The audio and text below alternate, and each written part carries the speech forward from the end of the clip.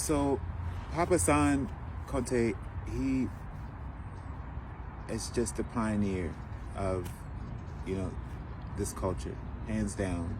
He is, trained with some of the most amazing ballets, and performed and toured and traveled with some of the, I would say, foundational ballets in Senegal and beyond. So here, I would say, I can't even put him in words, that's the thing. To help us to understand this language. I remember in rehearsal, he would have us maybe do one move down the floor a couple times, maybe 4 or 5 times. we would take each chunk of the choreography and just go down the floor in progressions, to perfect. And I learned in the studio. Another thing I learned, I didn't dance in studios with mirrors until I moved to Los Angeles. I learned traditional West African dance in a room without a mirror. So the mirror was our teacher. The mirror was, the folks we're dancing with, your family, your dance family, that's your mirror. So again, we had to really pay close attention to the way in which he was executing the language. So what is his arm doing? What is the pinky doing? What's the elbow doing? What's the neck doing? What are the shoulders, the hips, the body? You have to really pay attention to how his body. He always said, you got to synchronize your body.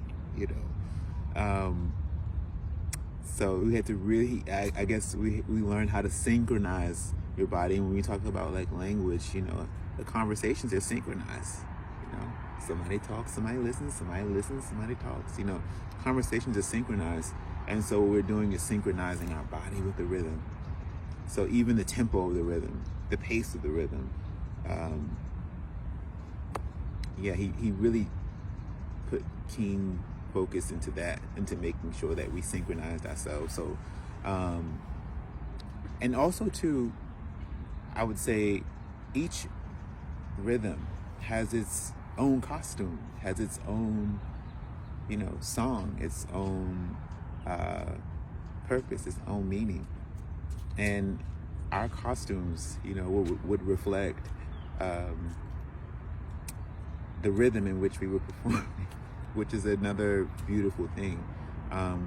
Even the backdrop that we would have at the shows was like a village scene. When you look at the video footage, you would think that you're literally watching Africa on stage. The kids, are in their costumes, and I just tell it to say it's all a part of the language. So I think I would also say another way, the lessons of this language are not just learned in the classroom. A lot of it is, a lot of the language that I learned in the culture was just through observation. This is an oral tradition, so a lot of it is also listening to. I watched how my teacher hosted other practitioners and within the culture. He always made sure there was food. He always made sure everyone was comfortable. He always made sure at all costs everyone comes together. And I came in to the company at a time when our country was in a great recession, and everyone was hit really hard. And I saw him work really hard to make sure that our company had, make sure that the company had their conference that year. He really worked hard, and he was like the first black man I ever seen work hard to make sure that a group of people, quote unquote, ate, or that a group of people came together to speak, again, this language. So, at a time when many businesses were closing, at a time where a lot of companies had stopped operating, similar to the times we're in now, he still pushed through and made sure that this language carried forward, that we can all still meet and have that conversation, with the drum. Because it is healing. There are, again, rhythms that are healing, rhythms that are just played during ceremonies. A lot of this is ritual. A lot of this is, we come to get our workout, we come to dance, big, but we're really in ritual. We're in practice. So it's sacred. Even in the way in the clothing that we wear, the modesty, the headship that we give to our elders. It's all the language, every aspect of it. So I guess I can say that if we are, doing a rhythm like kasa, which is, for harvest, could we do kasa in the spring? Yeah, we could do kasa in the spring. But when is it most effective to do kasa? During harvest season. When is our harvest season? So we ask ourselves things like that. But the purpose of harvest, now for me, it's again bringing this ancient language forward. This is a rhythm that's done for harvesting. That could just be for crops? Or could it be for, my goals and my intentions? Could I do kasa today to harvest all of my goals, all of the fruits of my labor? Could I do kasa to harvest my community, to bring my community together? Like I'm gathering my crops, I'm gathering my community together so that we can all, be in one place. How am I using these rhythms to make change today? So we talk about rhythms that are done for, purity and cleansing and purification. How can I use that rhythm today? We talk about rhythms that embody a spirit of resistance, like balant or balanta, or as they say traditionally, manoch. How can I bring that spirit of resistance from that ethnic group of people to today? These are the questions I always ask myself, and in staying true to the tradition. And a great mentor told me that tradition is the glue that binds generation. Tradition is the glue that binds generations. I want to add the S. But that I am seeing that every day. I'm seeing just that. A bee came to greet the queen. The queen bee. The queen. It was floating around the crown. Tradition is the glue that binds generations. So, wow, let me keep this living oral tradition going, right? But understand the generational shifts that are happening.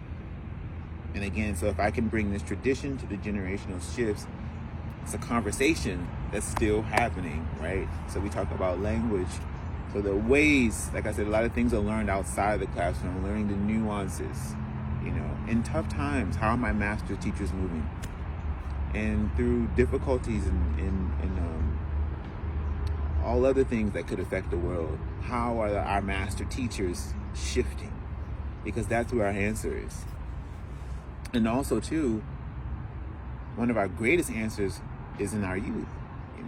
How are our youth, absorbing, what's coming through for them? What the master teachers are giving, how are the youth absorbing what's being filtered, through? That's really important for me. So I guess connecting the past and the present for me feels like there's a growth within this whole language and understanding of our culture. I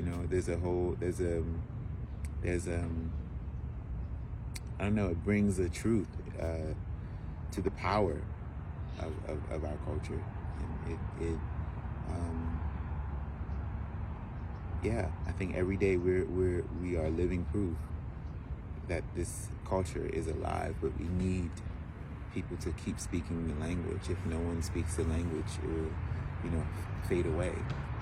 And so that's, I guess, not the fear that we live in, but just the drive, the fuel behind the work that we do, that we need people to keep speaking the names of our ancestors. We need people to keep speaking the names of these rhythms. We need people to keep dancing. We need people to keep making clothes. We need our artisans. We need our drummers. We need our mamas and babas. We need our, we need all of that. We need our dunduns. We need our balafons. We need our djembes. We need our koras. I can go on and on. We need our ngoni. We need our shekere. We need our bell. We need all of it, We need every aspect of it, because everything, what I'm seeing in this culture, is speaking. Everything it says something. There's a conversation in every aspect of traditional West African culture. Yeah, the drum is the source of the beat. It's the source of life. When you think about the construction of I don't have a djembe here. But when you think about, I would say a djembe, for example, is shaped almost in like the womb of a woman, right? Before the tree is cut down, there's a prayer that's done, Before the animal, the skin that's going to be used to make the drum is sacrificed, there's a prayer that happens, As the drum is being put together, the artisan is praying. It's prayer, so much prayer in life that goes into the creation, of this instrument that gives life to so many people. And so again, as I was explaining that the drum being so closely related to the heartbeat of our mothers, an instrument that gives life, an instrument that soothes and calms us like the heartbeat of our mother, but yet, speaks a language of times past and times to come. We talk about now using that, energy to go forward, right? So connection to the language and the beat. So again, as my teacher explained, each movement is like a word. Each beat is a word. When we match that movement and the word together, it's like we're almost having a conversation. Even the positioning of our bodies before we're about to dance, we're kind of our knees are bent, or they'll say like plie. We squat almost like as if we're about to sit in the chair. Our gaze is forward. Our hands are up by our heart, which represents giving. We're about to give something, right? Knees to chest, right? We're lifting from the thigh and placing our foot toe first. We're positioning ourselves to take action with this language in this movement. But also, if you notice, a lot of times the djembe players are seated. And so when we are in that position, it puts us at eye level with the drummers. So not only are we having a conversation with the movement and the drum, but also we're with the person playing the drum, we're at eye level. We're not towering over that person. Usually when we're having a conversation with someone, we are at eye level. So so many little nuances in how to speak this language. A lot of it, again, is not just learned in class, but it's learned through the things that are observed inside and outside of class. So, this, just as one more thing, I would say, just as our heartbeat is so essential to the function and flow of our body, the drum beat is essential to the function and flow of our society. Most importantly, what I want to say to those seeking to support and uplift this culture is we need resources. Hands down, we need resources. And it's not just about money, but it's also opportunity. We need our businesses to surround this culture. We need our movers and shakers to surround this culture, to uplift it. It is a powerful culture that is under attack. And I just can't express enough being here on the front lines in our community and just seeing a lot of ways in which this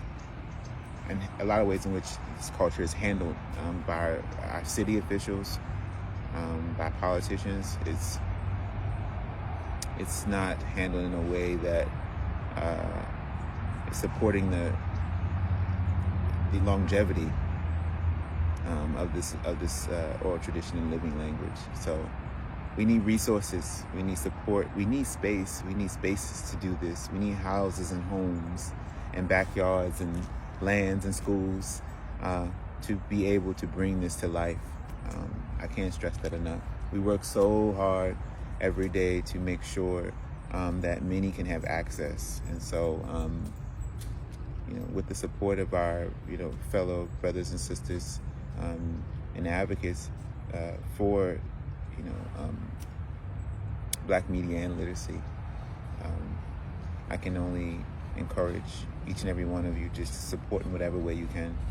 Just to, even if it's, coming to a class, even if it's sharing a flyer, even if it's, donating to your drummers, even if it's buying a drum yourself, diving into the culture and the language and learning how to cook an African dish, take this language and do something with it that will be most impactful for our community, but most importantly, support it in every way you can.